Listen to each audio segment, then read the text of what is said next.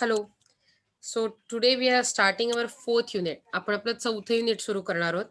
Foreign direct investment that is FDI. परदेशातून भारतात direct होणारी इन्व्हेस्टमेंट याला FDI म्हटलं जातं. Okay. Before starting, I want to show you one video from my favorite site that is Investopedia. What they are saying about FDI is see, you can read it, right? It is what is foreign direct investment FDI?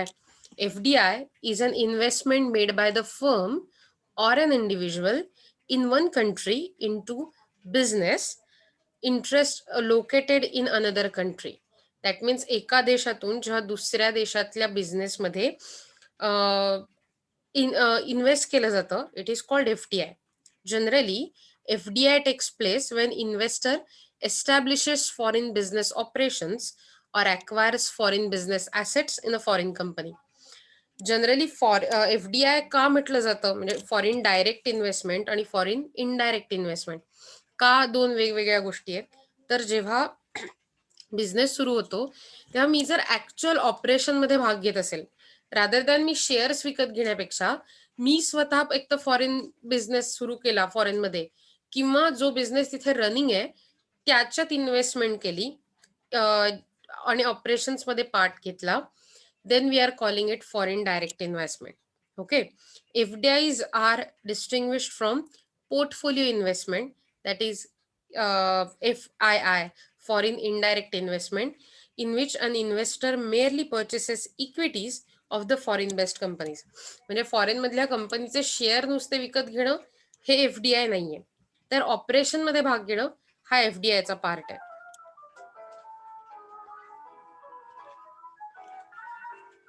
Foreign direct investment, popularly known by its acronym FDI, is a key component in global economic integration. FDI is a form of cross-border investment with the objective of establishing a lasting interest that a resident enterprise based in one country might have in an enterprise operating in another country. Lasting interest implies a significant degree of influence on the management of the enterprise, along with building up a long-term rapport between the direct investor and the direct investment enterprise. According to the Organization for Economic Cooperation and Development, OECD, ownership of 10% of the voting power by the foreign investor is evidence of such a relationship. FDIs can be achieved by one of two strategies. The first strategy is for the company to set up new factories and plants from the ground up. This method is called a greenfield investment. Companies like McDonald's and Starbucks tend to use the greenfield approach when expanding overseas. The second FDI strategy is through cross-border mergers and acquisitions that involve acquiring an existing foreign enterprise in the country of interest. This method is called a brownfield investment. An example of a brownfield investment occurred in 2008 when the Indian truck company Tata Motors acquired Land Rover and Jaguar from Ford. Tata Motors didn't have to build those factories from scratch. FDIs can also be classified into horizontal and vertical forms.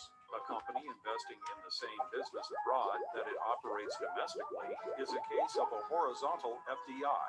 On the other hand, vertical FDI occurs if a company invests in a business that plays the role of a supplier or a distributor. FDIs are seen as a healthy way for less developed and developing nations to overcome their saving investment gap, which limits the level of domestic investment. FDIs fill such gaps by bringing foreign investment into the country, as well as bridging gaps in management, technology, entrepreneurship, and skills.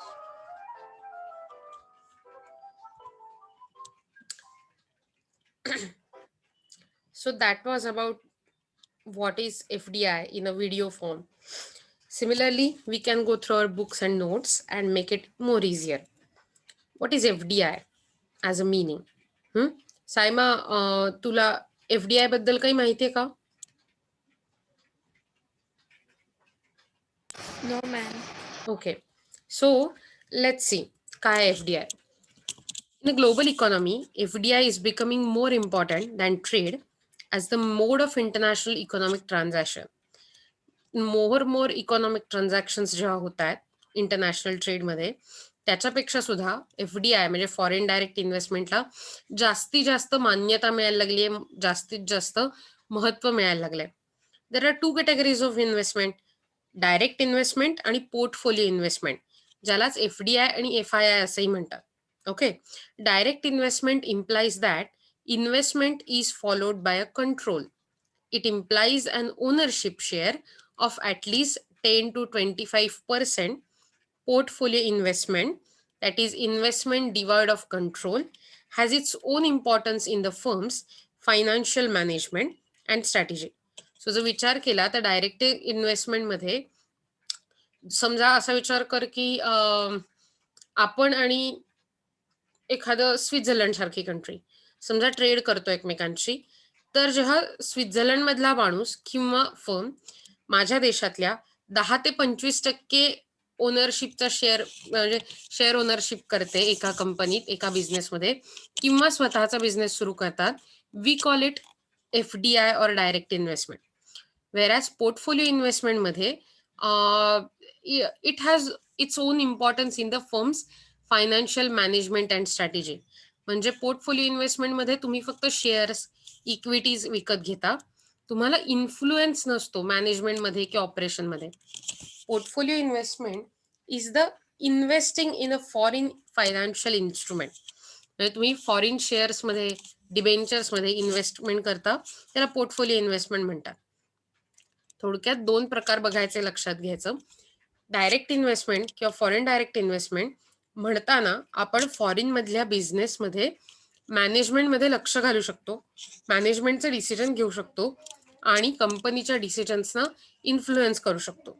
Against foreign indirect इन्व्हेस्टमेंटमध्ये मात्र आपण direct decisions घेऊ शकत नाही.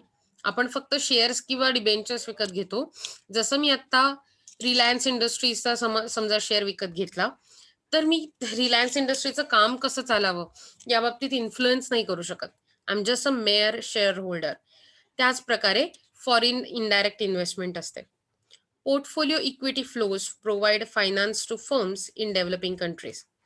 Foreign portfolio instruments refers to buying company stocks without control over this management. Its management. So असा विचार करा की foreign portfolio इन्व्हेस्टमेंटमध्ये generally लोक स्टॉक विकत घेतात, पण त्यांचा कुठल्याही प्रकारचा कंट्रोल हा त्या कंपनीवर नसतो. Okay, so sorry. So foreign capital inflows can take the form of ADR, that is American Depository Receipts. So foreign capital inflowsचा एक फॉर्म काय असतो तर ADRचा, American Depository Receipt. It is negotiable certificate issued by US bank representing a specific number of shares in a foreign stock traded in US stock market. So हे अशा प्रकारचं एक negotiable instrument आहे, or a certificate issued by US bank, ज्याच्यात specific number of shares असतात जे foreign stock मध्ये trade केले जातात US स्टॉक मार्केटमध्ये. Global depository receipt, that is GDR. मगाशी बघितलं American depository receipt, that is ADR. Now we are seeing GDR, that is global depository receipts. Okay, global depository receipts मध्ये it is negotiable instrument issued by depository bank against the depository shares of the issuing company. So global depository receipt हा एक वेगळ्या प्रकारचा instrument आहे. Were you out Saima? Network problem? Yes ma'am. So अजूनही network problem आहे? So to summarise, आपल्याकडे 2 प्रकारची instrument आपण बघतोय फॉरेन इनडायरेक्ट इन्व्हेस्टमेंट मध्ये किंवा कॅपिटल इन्फ्लो मध्ये इन्व्हेस्टमेंट करण्यासाठी. First is ADR, that is American depository systems, जे US बँक कडून इश्यू होणारं असतं USच्या, आणि त्यात ते जे सर्टिफिकेट असतं ते मिनिमम शेअर्स बेअर करतं, specified number of shares in a foreign stock, आणि आपण ते US स्टॉक मार्केटमध्ये ट्रेड करू शकतो. याच्या अगेन्स्ट असतात global depository receipt, that is GDR, आणि हे जे इन्स्ट्रुमेंट आहे ते डिपॉझिटरी बँक कडून इश्यू केलं जातं आणि त्याच्याकडे पण against the domestic shares of issuing company, म्हणजे ती जी कंपनी इश्यू करते शेअर, त्याचे डोमेस्टिक शेअर्स आपल्याला या इन्स्ट्रुमेंट कडून मिळतात. हे जे GDR आहे, that is global depository receipts, या ट्रेड केल्या जातात वेगवेगळ्या इंटरनॅशनल एक्सचेंजेसमध्ये, म्हणजे वेगवेगळ्या कंट्रीजमध्ये, एक्सेप्ट USA. सो आयदर वे तुम्ही ADR किंवा GDR हे वापरू शकता. ADR अमेरिकेत वापरलं जातं, GDR बाकी सगळ्या देशांमध्ये फॉरेन ट्रेड करताना. So ADR is American depository receipts, GDR is global depository receipt. Okay. Then there is external commercial borrowings, ECB, म्हणजे भारताबाहेरच्या कमर्शियल देशांमधून केलेला borrow. Okay. It's okay Gauri, no issues about it. मला कळतंय आज नेटवर्क इश्यू आहे, आणि म्हणूनच मी मगाशी पण मला असंच म्हटलं की जर समजा असं होत असेल की तुम्ही सतत आत बाहेर होताय, त्यामुळे तुम्हाला अर्धच लक्षात येत आहे, so don't worry about it. Me already हे रेकॉर्ड करते आणि रेकॉर्डिंग टाकणारच आहे. पण लक्षात ठेवा, अशा वेळी जेव्हा आपलं लेक्चर्स मिस होत असतात, तेव्हा प्लीज ती नीट बघून त्याच्या नीट नोट्स काढून त्या ठेवणं गरजेचं असतं बरं का. कारण आता ह्याच्यावर समजा क्वेश्चन येऊ शकतो की explain what is FDI and the types of FDI म्हटल्यावर तुम्हाला हे सगळं लिहिणं, याची इंट्रोडक्शन लिहिणं हे गरजेचं असतं. Okay. So external commercial borrowings, ECB, are the remittances and foreign capital deposits are other forms of foreign capital inflows. So foreign capital कुठच्या माध्यमातून आणखीन इन्फ्लो करू शकतं, तर एक्सटर्नल कमर्शियल बॉरोइंग्स म्हणजे बाहेरून घेतलेलं लोन कमर्शियल लेवलवर बाहेरच्या देशांमधून. त्याने रेमिटन्सेस म्हणजे आपल्याकडे आलेली युनिलॅटरल पेमेंट्स किंवा युनिलॅटरल डोनेशन्स, आणि फॉरेन कॅपिटल डिपॉझिट्स ह्या फॉर्ममध्ये. So IMF, that is international monetary fund, याने FDI ला कशा प्रकारे डिफाईन केलंय, ही डेफिनेशन दिली, जी तुमच्या होपफुली वहीत लिहून तुम्ही ती लक्षात ठेवणं गरजेचं आहे. काय डेफिनेशन आहे? Investment that is made to acquire a lasting interest in an enterprise operating in an economy other than that of investor. So investment अशा प्रकारची जी कंपनीच्या इंटरेस्टमध्ये आणि कंपनीच्या ऑपरेटिंगमध्ये, इकॉनॉमीमध्ये केली जाते.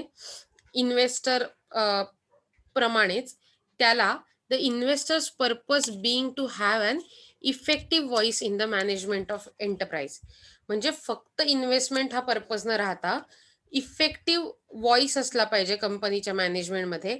अशा कारणासाठी जेव्हा इन्व्हेस्टमेंट केली जाते परदेशातून एका दुसऱ्या कंट्रीमध्ये, we call it foreign direct investment.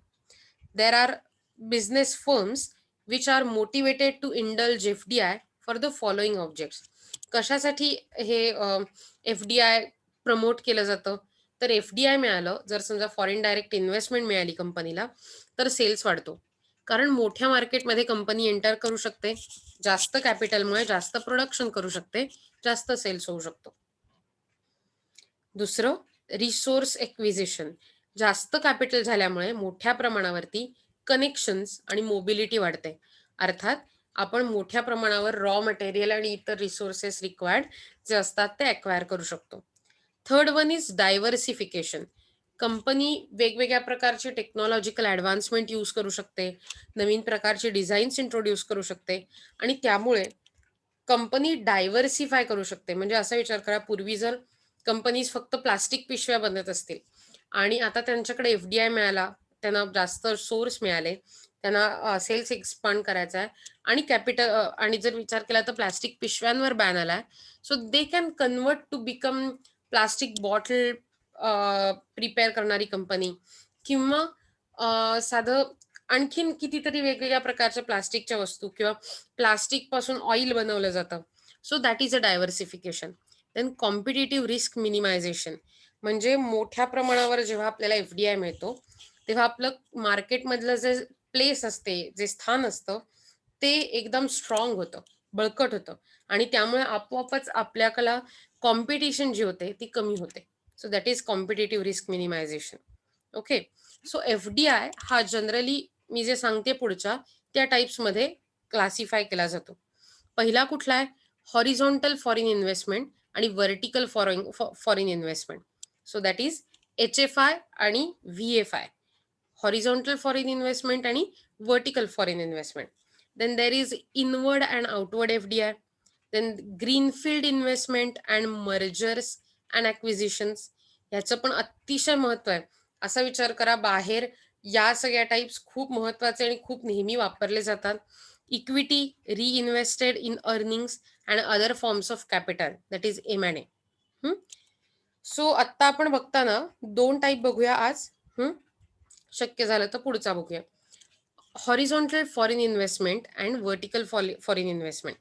It refers to the investment of the firms in a foreign country to produce the same product with the produced in the home country. म्हणजे जे समजा असा विचार करा, माझी कंपनी कब्बशा प्रोड्यूस करते माझ्या देशात. ओके, मग्स प्रोड्यूस करते, क्रोकरी प्रोड्यूस करते, डिशेस प्रोड्यूस करते. तर मी भारतात जे प्रोड्यूस करते तेच जर समजा परदेशात जाऊन प्रोड्यूस केलं, परदेशातल्या बिझनेसमध्ये त्याच प्रकारच्या बिझनेसमध्ये इन्व्हेस्ट केलं, that would B horizontal foreign investment. Okay, so त्यांनी एक्झाम्पल काय दिलंय बघा.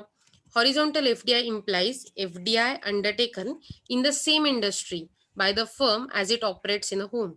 सो ग्रोसरीच्याच इंडस्ट्रीमध्ये भारतात मी काम करत होते आणि मी नंतर ग्रोसरीच्याच इंडस्ट्रीमध्ये जर परदेशात इन्व्हेस्ट केलं, we call it horizontal FDI, that is horizontal foreign investment HFI. For example, Electrolux नावाची ही जी स्वीडिश फर्म आहे ती मॅन्युफॅक्चरिंग करते household appliances, washing machine, refrigerators, dishwashers आणि असं. सो ही जी स्वीडिश फर्म आहे इलेक्ट्रोलक्स, ही वेगवेगळ्या प्रकारची मशीन्स आणि अशी जी अप्लायन्सेस बनवते. It has invested in Asia and eastern Europe for producing the similar product and appliances. So या कंपनीने अशाच प्रकारच्या कंपनीजमध्ये एशिया आणि ईस्टर्न युरोपमध्ये इन्व्हेस्ट केलंय की जी home appliances, household appliances बनवतात कंपनी. सो याला म्हणणार horizontal FDI. Okay, then you can see HFI implies geographical or spatial diversification of the firm's product line. म्हणजे बनवणार कप किंवा ग्रोसरीज पण थ्रू आउट वर्ल्ड. ओके, मी चेंज करणार नाही product, but I am going to just expand my geographical location. Then it represent intra enterprise product diversification of the product line. म्हणजे मी काय करते, मी जेव्हा परदेशातल्या किंवा इतर कुठल्या कंपनीत इन्व्हेस्ट करते, आपोआपच माझ्याकडची टेक्नॉलॉजी त्यांना कळते आणि त्यांच्याकडची मला कळते, त्यामुळे माझं प्रोडक्ट मी बेटर करू शकते. So that is intra enterprise product diversification. So त्यांचा एखादा कप फारच सुंदर आकाराचा आहे, I will try to borrow that design. किंवा त्यांच्याकडे अशा प्रकारची एखादी डिश असेल की जी एकदम पटकन धुतली जाते, पटकन फुटत नाही, मायक्रोवेव्ह मध्ये चालते, ओव्हन मध्ये ठेवून चालते, I will try to borrow that design, right. So अशा प्रकारे प्रोडक्ट डायव्हर्सिफिकेशन होतं इंट्रा एंटरप्राइज, आणि म्हणून ह्याला हॉरिझॉन्टल फॉरेन इन्व्हेस्टमेंट असं म्हटलं जातं, HFI. Then next one is vertical foreign investment, that is VFI. It is meant for integration of process in the production. So integration of a process म्हणजे थोडक्यात प्रोडक्शनची process mix करण्यासाठी म्हणून अशा प्रकारे vertical foreign investment केली जाते. So it might be backward vertical investment और forward vertical integration. So that might be backward और फॉरवर्ड. कशा प्रकारे? सो बॅकवर्ड व्हर्टिकल इंटिग्रेशन कसं असतं, BVI is firms directly invest in the foreign country to produce intermediate goods that are meant to be used as inputs in its domestic production process. In extractive investment in petroleum or minerals. असा विचार करा की जर समजा भारताने तेल म्हणजे खनिज तेल काढणाऱ्या ऑइल रिफायनरीज किंवा ऑइल एक्स्ट्रॅक्टिंग किंवा माइन्स किंवा अशा ठिकाणी जर इन्व्हेस्ट केलं, so that would B backward vertical integration, कारण त्याचा वापर करून आपण पेट्रोल बनवू शकतो. येतंय लक्षात? म्हणजे थोडक्यात मी मागच्या रॉ मटेरियलमध्ये इन्व्हेस्टमेंट केली, that becomes my vertical foreign investment. Forward vertical investment FVI काय असेल, तर that is it implies that the firm invests in a foreign country in producing the final stage goods or assembly of the product or to market it directly to the foreign buyers. FVI thus involves establishment of an assembly plants or a sales branch for exports. असा विचार करा की मी जर समजा आधी कम्प्युटर्सच्या chips बनवत असेल, कम्प्युटरसाठी लागणाऱ्या silicon chips, I don't know, I am just saying anything, okay, simple, लक्षात घ्या फक्त.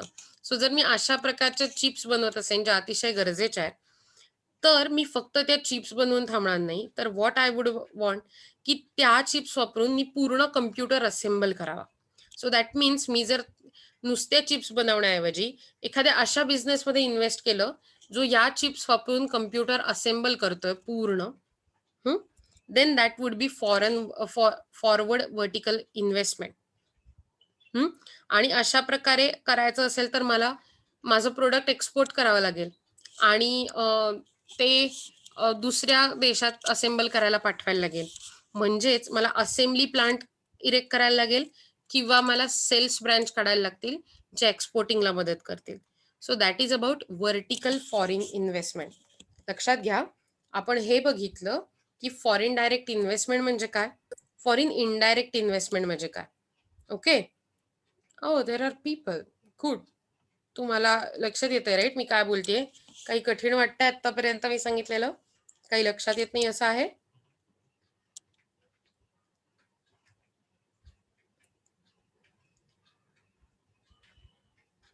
Okay, so foreign direct investment बघताना आपण एफडीआयचे टाईप बघायला सुरुवात केली, बरोबर. आपण हेही बघितलं की अमेरिकन डिपॉझिटरी रिसिट्स काय असतात, नंतर जीडीआर म्हणजे ग्लोबल डिपॉझिटरी रिसिट्स काय असतात, त्या दोघांमध्ये फरक काय असतो. आपण एफडीआयची डेफिनेशन बघितली जी इंटरनॅशनल मॉनिटरी फंडने दिली होती. नंतर एफडीआयचे टाईप बघताना आपण बघितलं की त्यात 4 प्रकारचे वेगवेगळे टाईप आहेत आणि त्यातले पहिले 2 पेअर मधले, that is horizontal foreign investment आणि व्हर्टिकल फॉरेन इन्व्हेस्टमेंट, हे 2 टाईप आपण बघितले. त्याच्या काय स्पेशालिटीज असतात, त्याची काय फीचर्स असतात, आणि उद्यापासून आपण इनवर्ड आउटवर्ड आणि ते टाईप बघायला सुरुवात करणार आहोत. Okay, so that was it for today. आज आपण इतकंच बघूया, खूप कमी मुलं आहेत कारण. तुम्हाला अटेंडन्स शीटसाठी मी लिंक देते. ओके, एकच सेकंद.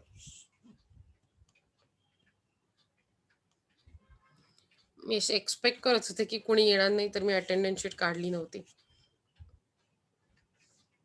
Well, my bad. एक second.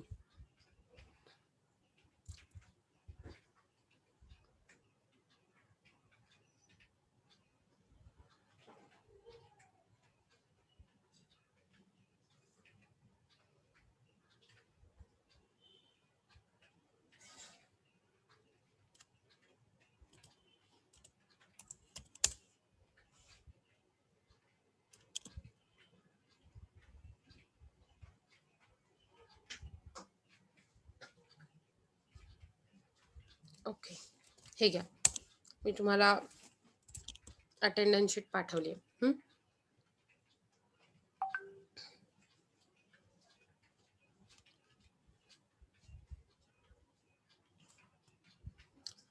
So that's it for today. आज इथेच थांबूया आपण आणि नंतर भेटूया. चलो then, bye bye, have a nice day ahead.